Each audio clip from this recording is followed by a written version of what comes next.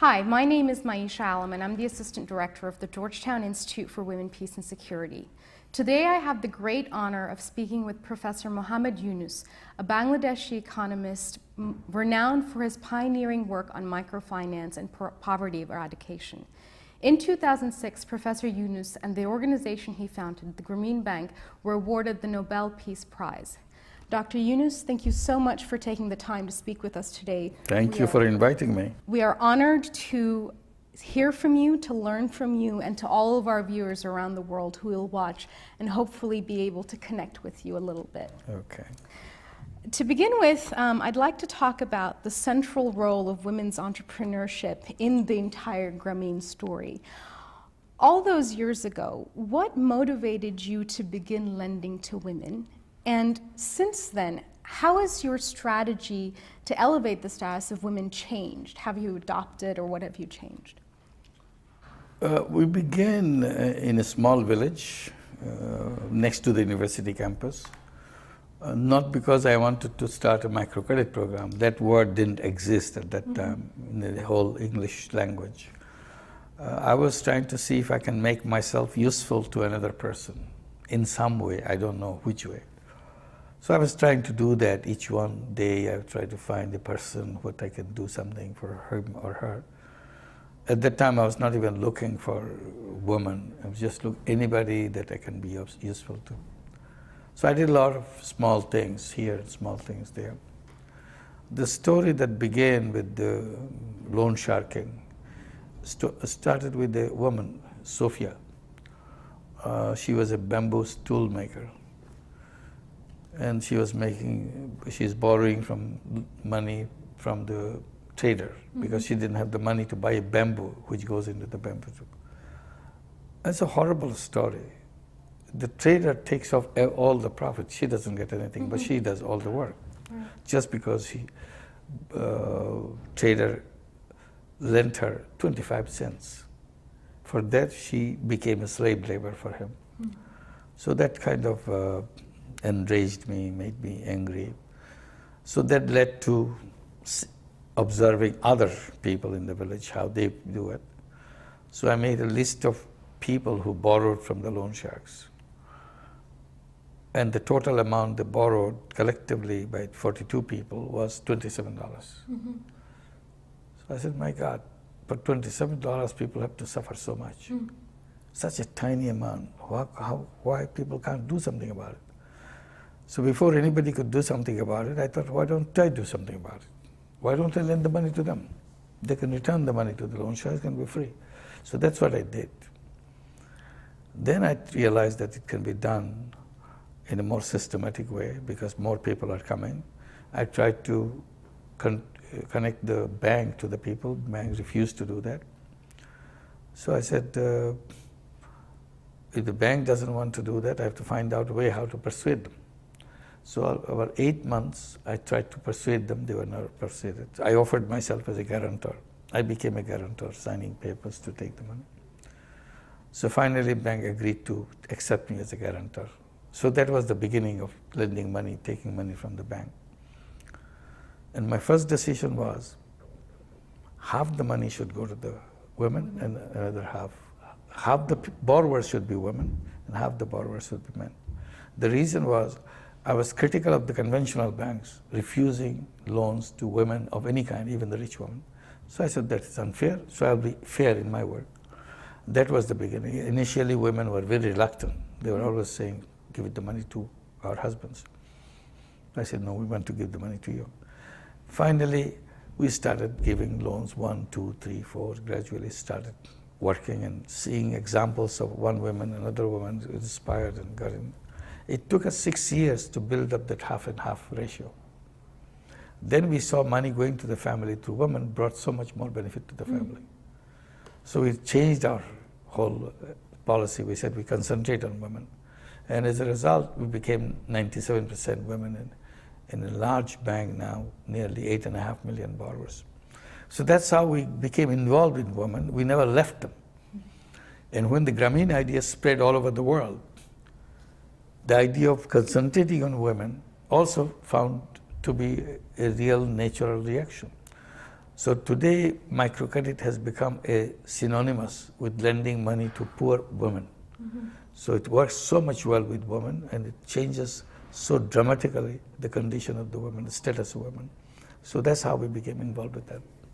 It's incredible and so refreshing to hear you talk about in the beginning, to start off saying that women will be half of the borrowers. And I think, you know, it speaks to both the effectiveness of your model, but also your foresight to be able to say at the beginning that women should be half of whatever is happening at the very least, and then to recognize the potential and take that so much farther.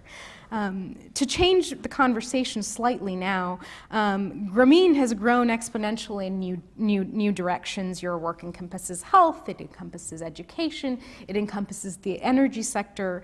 How have women participated in the design and implementation of these other programs, such as Grameen Shakti, Grameen Uddog, Grameen Healthcare, and the many others? In varieties of ways, at different levels. For example, in Grameen Shakti, we have branches of Grameen Shakti all over the country, and we sell solar home system. We hire young girls to become what we call solar engineers. These are high school graduates or even high school dropouts. We hired them, trained them on solar science and how it works, and help them set up little workshops to produce the peripherals of these things, converters and so on, and they do a good job. It's a locally made in the village and used in setting up a social home system, global solar home system. Then what we do, we let them install the solar home system, because for them it's a village next door to each other. So they go and install that, and they feel very proud, they understand something. Women are not usually the one who will be handling technology in the villages. It's always men who come, he knows everything. Now it's a local girl fixing these things, maintaining this thing, and installing these things. And if you have any problem, they have telephone numbers, they call, and the girls come and fix it up. And the people admire that they know something that we don't know. So we employed these girls for maintenance, for also production of the inverters, you know, all sorts of things. So this is one way we brought the women. And the benefit of the solar home system also, primarily the women, because she spends the time at home more than men. Men is always spending time outside of home. So she is getting the benefit of the solar lights and bulbs and so on. And their children are studying under that light. She feels very comfortable, and it's safe, and it's healthy, because when you have a kerosene lamp, it creates fume. It's very unhealthy, and your children are inhaling the fumes, and so it's various ways it helps the women more than the men doing that. And we have the healthcare. Healthcare is basically dedicated to women, women and child. That's where our first priority is. And we are bringing technology. Each time we see difficulty to take them to the hospital, we say, why should they go to the hospital? Hospital should come to them. All the treatment and the diagnostic services, even diagnosis itself of the disease should be done at home. If you can give all the information to the doctor, doctor can say, and avoid the barriers. Avoid the barriers. So this is what we always try to do. We created nursing college to bring girls to become nurses. We are creating vocational schools, particularly for girls, but women who want to work in the garment factory. When a village woman or a village young woman comes to city to find a job in the garment industry, she doesn't know anything about the sewing machine. Right. She never had a sewing machine back home. She cannot afford it. But this is a industrial sewing machine. It's not an old home sewing machine. So she has no idea. So she goes and industry hires her, gives a penny, because she's a trainee, I can't pay you. So literally she pays without any salary, work very hard. Right. In the meantime, she knows how to do. She's already producing things, and they're making money, but they don't give her a salary. So they're exploited until they're screaming that I do everything, you're not paying. They don't never pay to her. So what we do, we set up a training institute, ask the girls to come to our vocational school, get it, done, learn each machine, how to do it, and certify them. She has a grade A, grade B in this particular machine and so on. So she can take She's scaled down qualified. Now say you give me a job. Yeah. Because I know you don't have to teach me. Yeah. So then they say, okay, run this machine, we'll see how you do that. So she saw it this way, I saw it this way. So you say, look, okay, you get this job. So you skip all those uncertainties and abuses that takes place in the name of jobs. You'll be, people will be taking advantage of her. So this is avoided. So these are the kind of things we try to build in things which helps women particularly. When you talk about women being exploited and how to extract that out of the equation, I think it really hits on the nail one of the very important themes of the work of the Institute, which is so often, whether in the economic sphere, in the security sphere, and the political sphere, women are seen as only as victims and not as agents. And it's very clear, just listening to you talk about these various initiatives, being able to recognize not only the limitations and the needs of women, but how that those can be overcome by women themselves, so that women are not just recipients of whatever it is that is needed, but they're also providing for themselves and for others. You turn it around the way it is. You're not slightly repositioning. Right. Basically, most of the time what we have done, we turn it around completely. Like Grameen Bank is a good example. It's a bank for the poor women. It's owned by the poor women. It's not only bank for the poor women, it's owned by the. So we went all the way. And it's run by their own money. And this anecdote is also interesting because of the idea of giving voice, because you say that, now the young woman can say, I know what I'm capable of, exactly. And I can defend what I'm capable of. It's a lot harder to exploit. My last question to you is, at the Institute, one of the things we research and think a lot about is the relationship between economic independence of women and their ability to act as agents of peace and security. And it kind of goes on the idea of voice.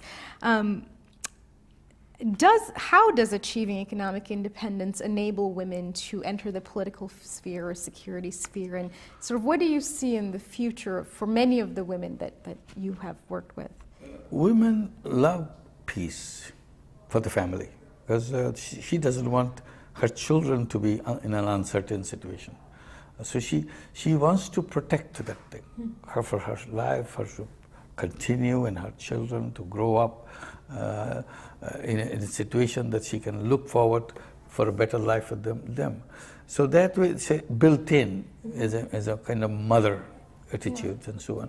So they would like to see a world with the rules and norms that she can live with. Men are not in a kind of a spirit of protecting things. They're always doing things which disrupt things. So that way I would say that if you empower women, probably this aspect of holding on to the peace will be much stronger. Not that men are always disturbing the peace, saying that as much as women want to protect peace and harmony and so on, it's not seen in men. So that will be one protective area that we can see, addressing women, giving them the chance to do that, and giving voice to them, and to see that children grow up in an environment where they will have a better voice for themselves.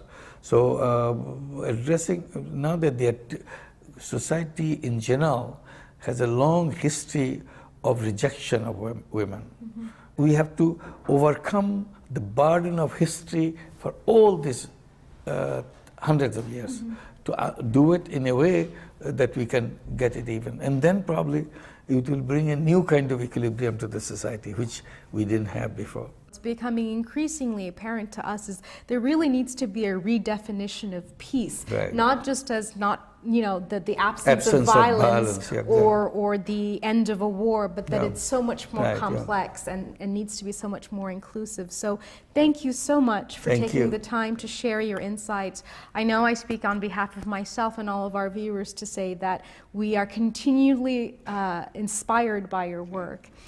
To our viewers, thank you so much for joining us. If you'd like to learn more about the Institute or watch other videos in the Profiles in Peace Oral Histories project, please visit giwps.georgetown.edu.